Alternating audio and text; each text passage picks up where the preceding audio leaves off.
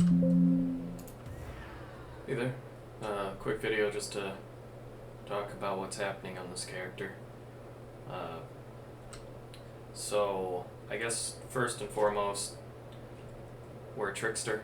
We're a Trickster to be able to leverage Escape Artist mostly.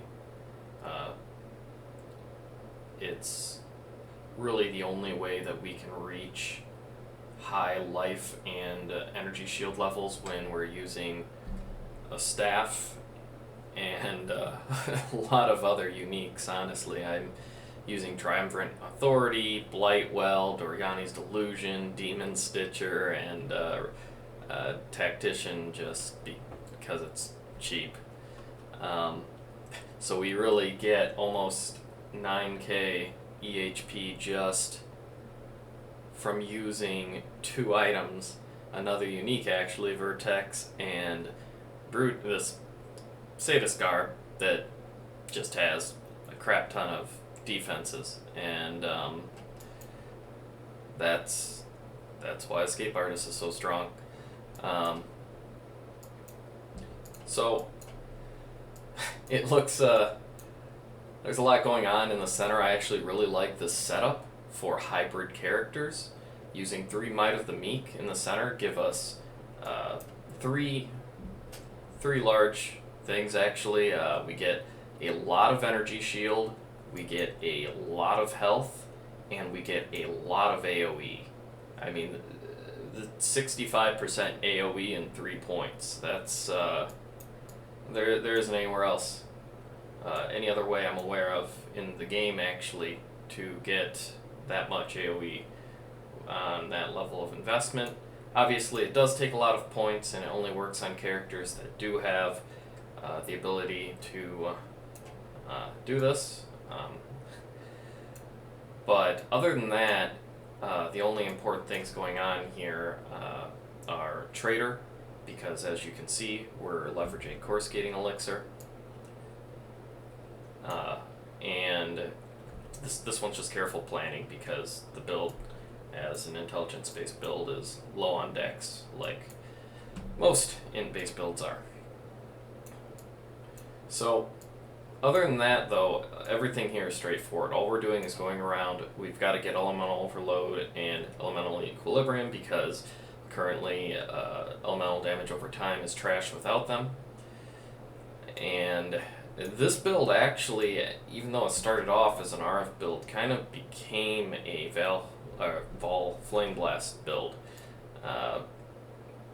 It does have a decent amount of RF damage just because it does have a decent amount of HP and fire damage in the build. But as time went on, I really wanted the ability to kill bosses quicker. And the only way to do that I could see was to incorporate a couple of other items. So, like I said before, we are using Eternal Youth here. Eternal Youth makes it so that our energy shield regen applies to health.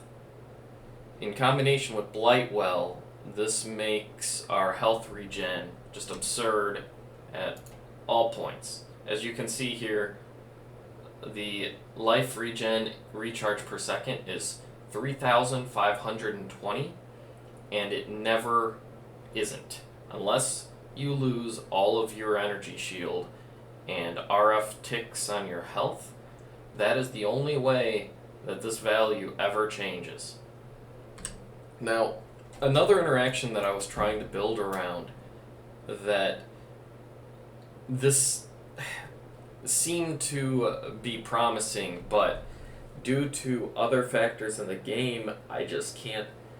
I built other builds specifically to try and leverage this, and they just don't seem to work very well. The best way I found to use it is Unearth, because Unearth is the only thing with a fast enough cast time. But Demon Stitcher allows you to sacrifice life to gain that much energy shield.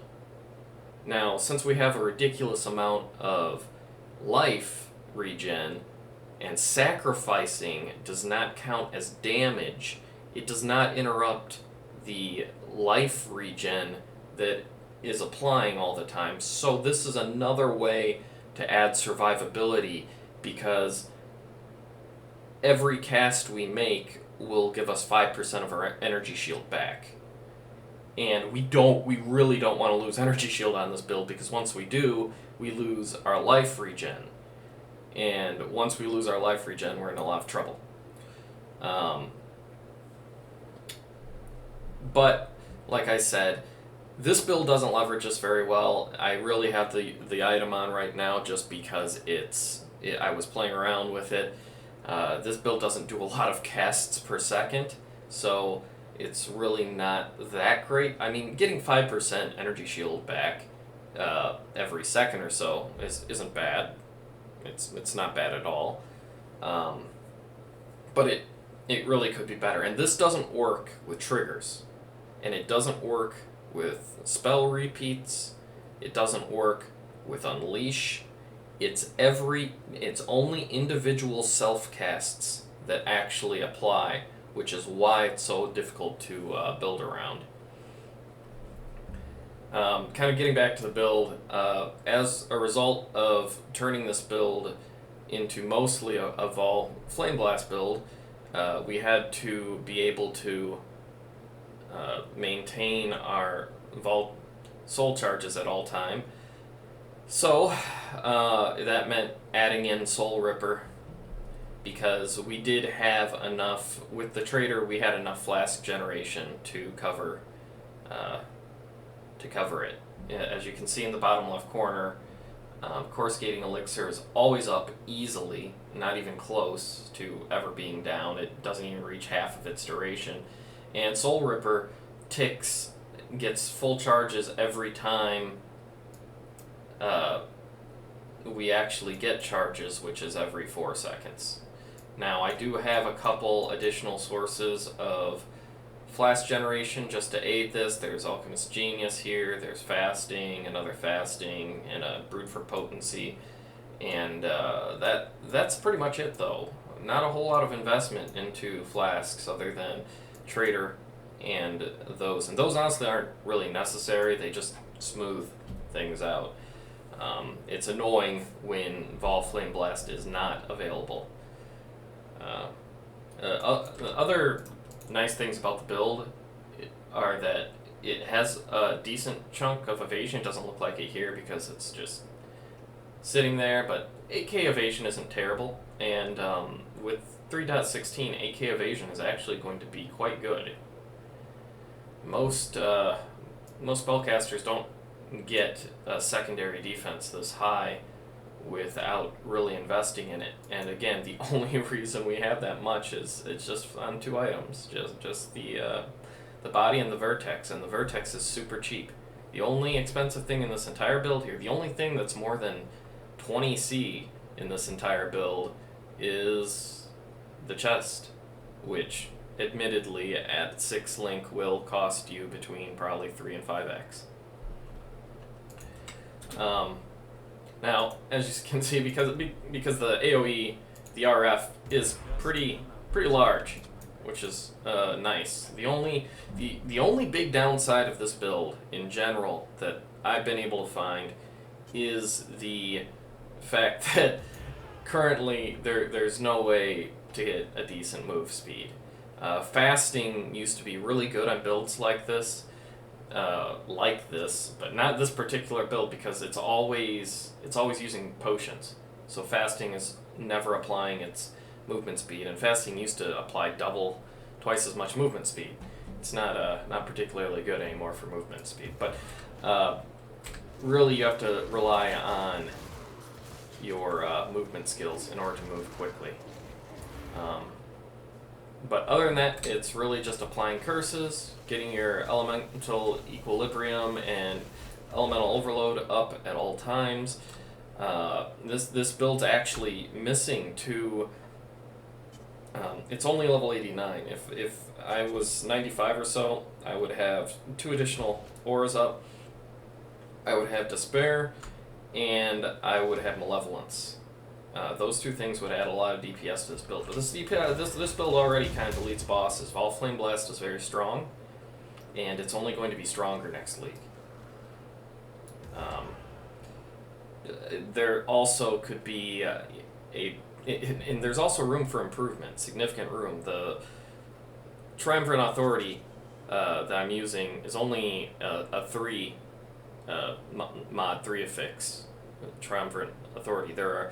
You can easily get a 4, not quite as easily get a 4 that is perfect. They show up. They're probably going to cost you an X or two to get a 4 affix perfect Triumvirate Authority, and these are the mods that I recommend. I mean, more damage, 100 for 50% more damage, ignore elemental resistances, and the soul gain prevention thing is really necessary in order to make this build feel decent. Other than that, I'm going with Grey Spire because Grey Spire has max resists and a decent amount of global damage. I mean, almost 300%. And the max resist here, I am at 88% fire resist. It just makes it so that obviously the RF regen, the less damage RF does to our energy shield, the more effective HP we have at all times, right? So we want to get as much as we can comfortably, but not invest terribly heavily because the point of this build was to find alternative methods of regeneration that counteracted the downsides of RF. It seems a little counterintuitive if I get so much fire resist, if I cap it out at 90 and I have so much fire resist that RF isn't even doing anything, right? Now, areas for improvement on this build, I would love to find a way to get my life nearly as high as my energy shield. The reason for this is the way that course gating elixir works is it removes your life and then regenerates that as energy shield. So the more life we have, the more life we have regenerated as energy shield. And when you have significantly less life than energy shield, the less you have, the less of your total energy shield you're going to be regenerating. The other downside of what's happening here is that since removed life is regenerated as energy shield over 2 seconds, it's also being impacted by Eternal Youth, which makes it gives you 50% less life regen. I'm not sure if there's an interaction here. Whenever it ticks and we can see the energy shield regen, we can see that it is 1722, but that's per second, and this is over 2 seconds. So I guess that's working correctly. The terminology is actually that it's only less life regen, I suppose, and course gating elixir makes it energy shield regen. So I suppose that's not actually impacting it, so never mind on that. It's actually a bonus, not a downside. Another thing that I was curious about when creating the build is whether or not Blightwell could be crafted, because it would be ridiculous to be able to get to be able to easily anoint, for one. I mean, blighted oils aren't cheap. I don't even have my Blightwell here. It's not anointed. It could be, I suppose, but that would be a bonus. But not just anointments, but it would be great to get quality on this, right? To be able to put catalysts, because the unique modifiers are almost all defense. And if we could get the energy, if we could apply catalysts to this, that 400% increase energy recharge rate could even be larger. 20%, 400. It could almost be, almost another 100 on that, right? So, and the only way that you could go about the way that I wanted to see if you could craft a Blightwell is I was curious if it's possible to create uniques utilizing the crafting benches to turn rares into talismans, but I don't think that's possible. All the information I can find online about that does not make it seem possible. I mean, through the betrayal mechanics, through Yorg. It would be interesting to look into.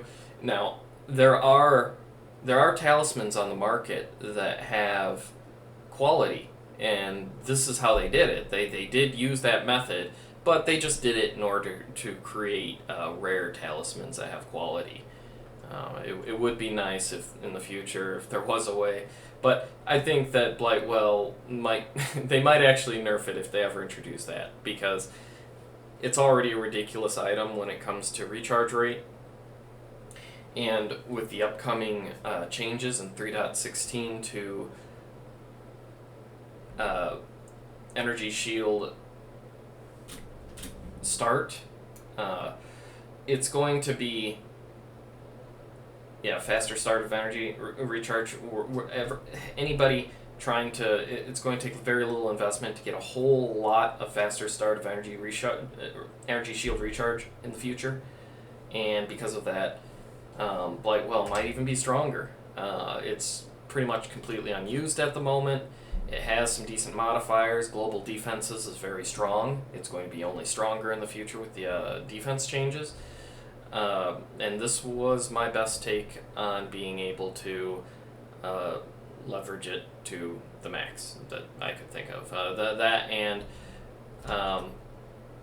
I guess to describe some of the other stuff going on here, I didn't talk. I'm only using Vertex because it has by default really ridiculous evasion rating and energy shield in combination with Escape Artist, and then we've got Doriani's Delusion because it just gives level 25 Purity of Fire, has life, has movement speed, has a large amount of energy shield for a pair of boots,